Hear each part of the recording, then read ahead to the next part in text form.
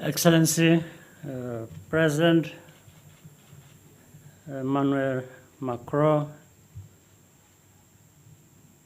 distinguished members of the delegation, ladies and gentlemen, first, I want to welcome you, Mr. President, my friend, and your delegation to Rwanda.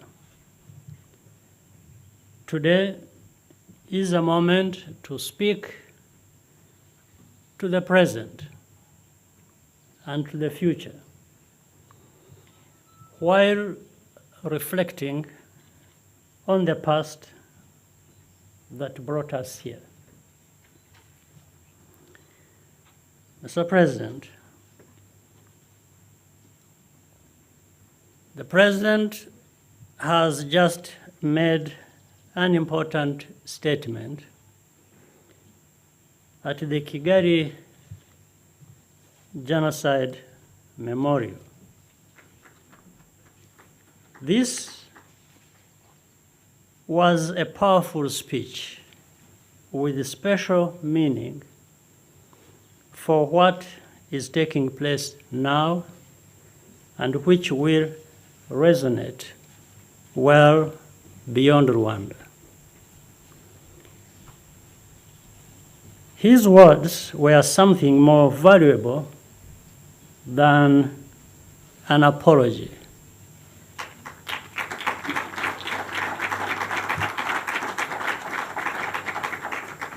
They were the truth. Speaking the truth is risky, but you do it because it is right.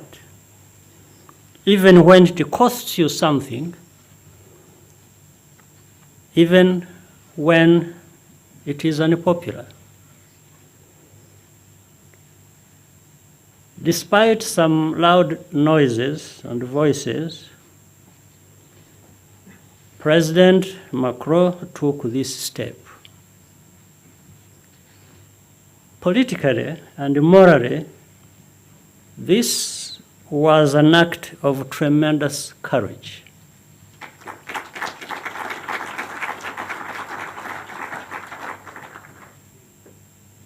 These risks paid off because there was good faith on both sides. It was important not to rush the process. The facts had to be properly established. Our respective societies also needed the chance to debate and deliberate. One step led to another. And that is how we got to this point, which is itself another step and a major one. In Rwanda and France, so many individuals who are too numerous to name have kept asking questions year after year, demanding clarity. They come from civil society, academia, and journalism. Some are simply concerned citizens. We would not be here today without their tireless efforts, and I wish to record our profound thanks and appreciation.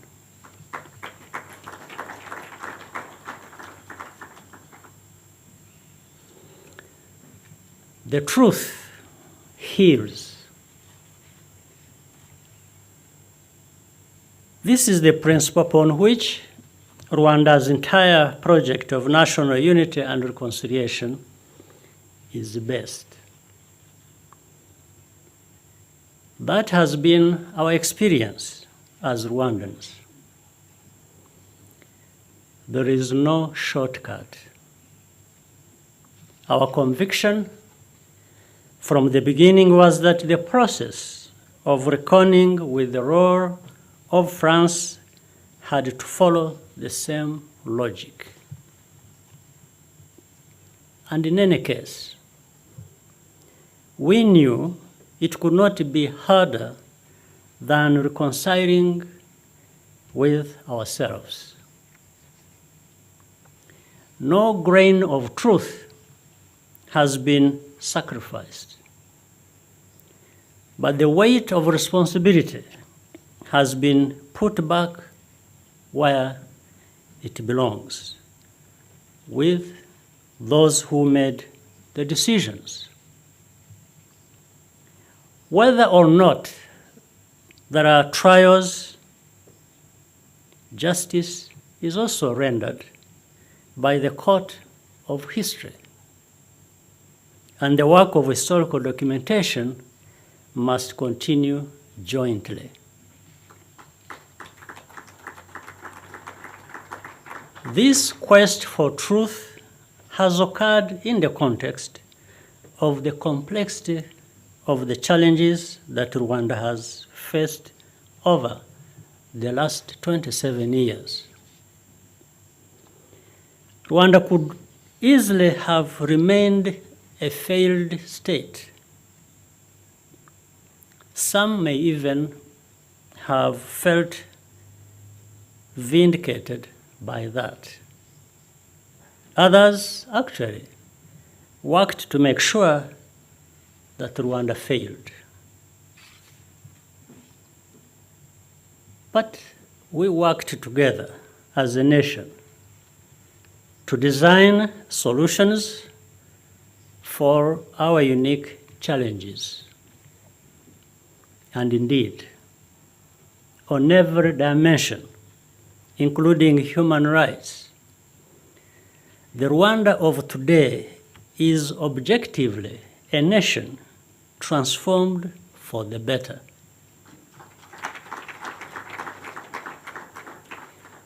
We continue to exist as a united people against all odds, and we are constantly striving to be better still.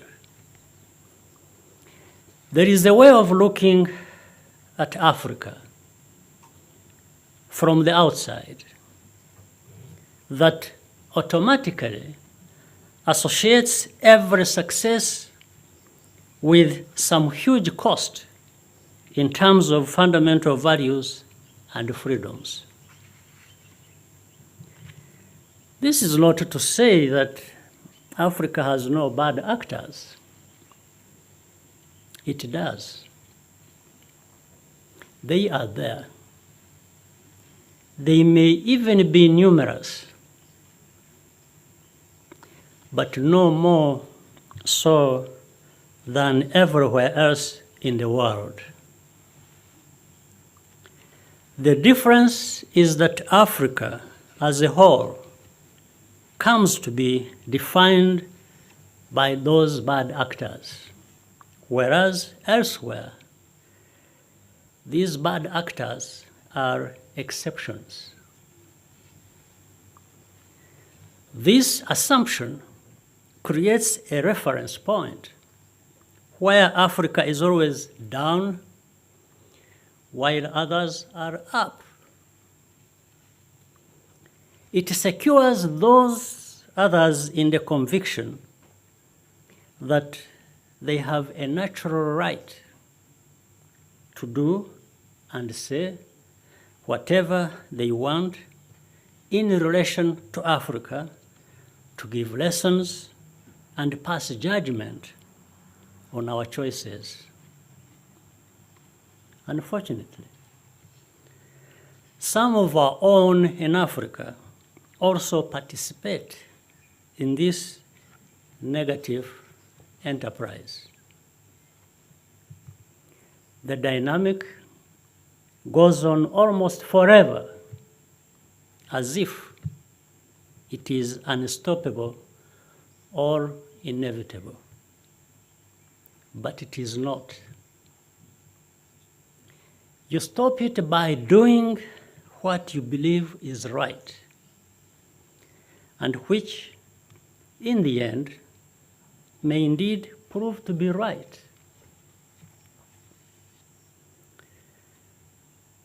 The veneer of moral superiority is very thin once you start to scrape at it.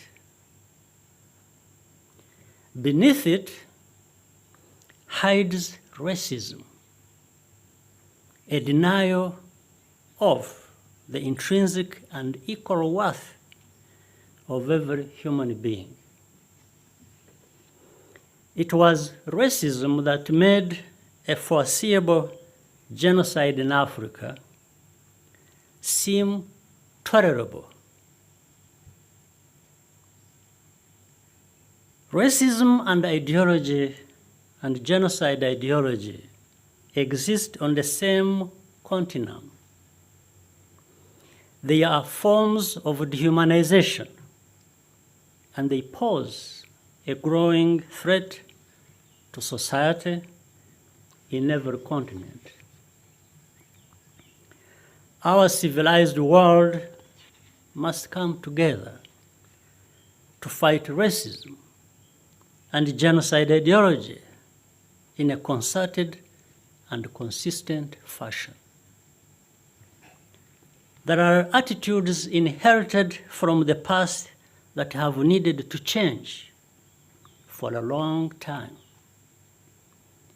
And I want to say that President Macron is among those who realized that things need to change and is taking a strong stand in trying to bring about that change.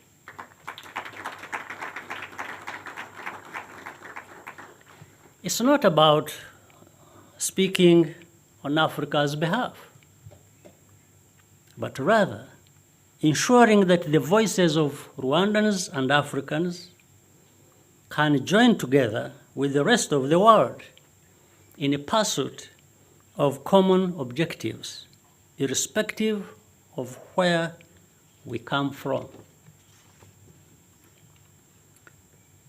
President Macron is someone who listens, and he is committed to supporting Africa based on what Africa itself has chosen. This is different.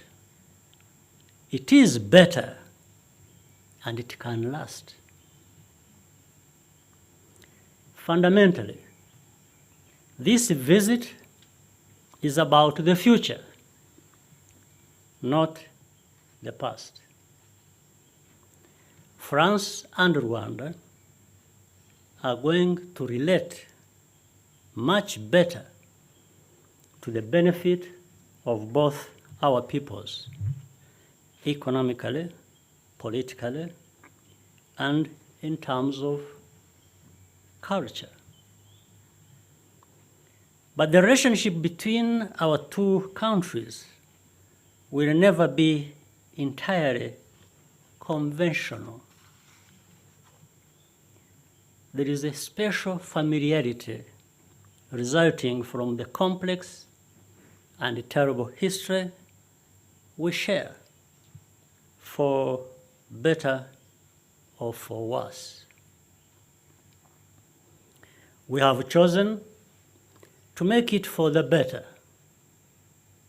We wish to form a strong and sustainable relationship based on priorities that matter to both Rwanda and France. This includes many of the items discussed in our bilateral meeting today, such as investment, digitalization, gender equality, climate change, cultural exchange, and support for entrepreneurship, small, medium businesses, startups, and especially youth empowerment. Rwanda shall be a strong partner in all of these areas. Mr. President, I once again thank you and your delegation for being with us here today. I thank everyone who is here for your kind attention. I now invite my friend, President Macron, to make his statement, and then we will be happy to take your questions. Thank you.